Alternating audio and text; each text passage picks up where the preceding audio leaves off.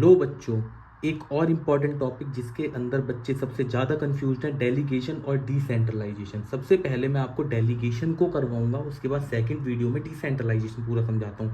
तो बेटा डेलीगेशन देखते हैं। कह रहा है डेलीगेशन का मतलब होता है transfer of authority from superior to subordinate. मान के चलो आपके सुपीरियर ने एक सबॉर्डिनेट को अपनी अथॉरिटीज को क्या कर दिया, असाइन कर दिया कि जो काम मैं करता था तेरे पास अथॉरिटी, भाई तू उसे काम को कंप्लीट कर, ठीक है, जिससे रिस्पॉन्सिबिलिटी बनेगी, जिससे अकाउंटेबिलिटी बनेगी।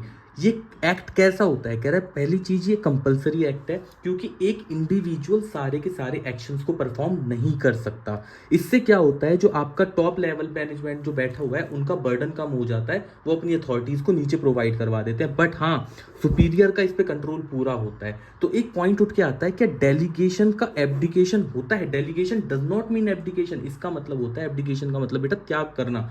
देखो सिंपल सी बात है कि अगर आपने अपनी अथॉरिटी को डेलीगेट कर दिया, इसका मतलब ये नहीं है कि आप अपनी अकाउंटेबिलिटी से खत्म हो जाते हो या कम हो जाती है आपकी अकाउंटेबिलिटी।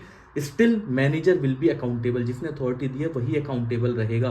दूसरी चीज, अगर आपको लग रहा है कि इससे अथॉरिटी लेके किसी और को बंदे को देनी है, तो आप अपनी अथॉरिटी को रीडेलीगेट भी कर सकते हो। तो यहाँ पे 3 वर्ड आए थे। पहला आया था अथॉरिटी, दूसरा आया था रिस्पॉन्सिबिलिटी, तीसरा accountability. These are the 3 elements of delegation. Start करते हैं अथॉरिटी से।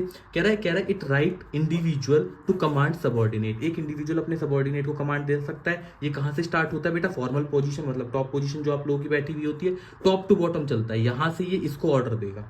क्लियर हुआ। कह रहा है कि authority can be delegated, authority को डेलीगेट कर सकते हो। रिस्पॉन्सिबिलिटी क्या है, रिस्पॉन्सिबिलिटी है कि जब आपको काम मिल गया तो आपको उस काम को परफॉर्म करके देना है। ये डेलीगेट अथॉरिटी से ही निकल के आता है, ये अपवर्ड चलता है। अब ये बंदा रिस्पॉन्सिबल होगा इस बंदे के लिए, ठीक है। इसको पूरा का पूरा डेलीगेट नहीं किया जा सकता, क्योंकि ये भी रिस्पॉन्सिबल है कि अगर कल को काम टास्क परफॉर्म नहीं हुआ तो ही विल बी अकाउंटेबल या रिस्पॉन्सिबल।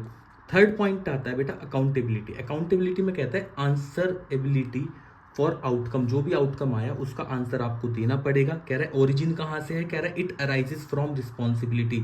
जहां रिस्पॉन्सिबल था वहां से आपकी अब जवाबदेही बन जाती है। जवाब दिया कि भाई काम क्यों नहीं हुआ। बट अगर टॉप लेवल, अगर कल को मालिक आके पूछने लगा ना, इससे आके पूछेगा मैनेजर से, हाँ भाई काम क्यों कंप्लीट नहीं हुआ, मैंने तो उसको काम दिया था, बोला ऐसे नहीं चलेगा, मैंने काम तेरे को दिया था, ठीक है। तो कह रहा है इट फ्लोज अपवर्ड। ये फ्लो चलेगा किस तरफ में, अपवर्ड में। अकाउंटेबिलिटी को डेलीगेट नहीं कर सकते। 3 इंपॉर्टेंट पॉइंट, अथॉरिटी डेलीगेट हो सकती है, ये पूरी डेलीगेट नहीं हो सकती, और अकाउंटेबिलिटी को डेलीगेट नहीं कर सकते।